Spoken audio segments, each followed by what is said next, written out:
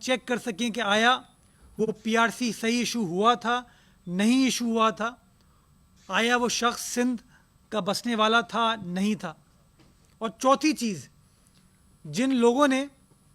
غلط طریقے سے, جن سرکاری افسران نے غلط طریقے سے یہ پی آر سی ایشو کیے ہیں, ان کے خلاف بھی قانونی چارہ جوئی کی جائے گی, تاکہ یہ اگزامپل سیٹ کیا جا سکے کہ کسی شخص کو قانون شکنی نہیں کرنی چاہیے اور کسی شخص کو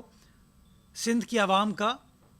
حق سلب نہیں کرنا چاہیے. تو یہ وہ مندرجات ہیں جو کہ کل وزیر اعلیٰ سندھ کی سربراہی میں ہونے والے اجلاس میں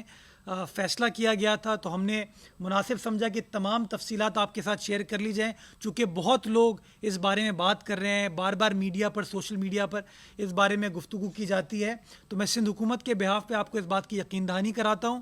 کہ جیسے ہی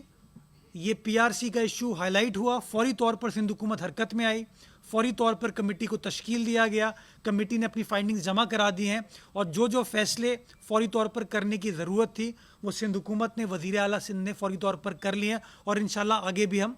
کرتے رہیں گے. اس کے ساتھ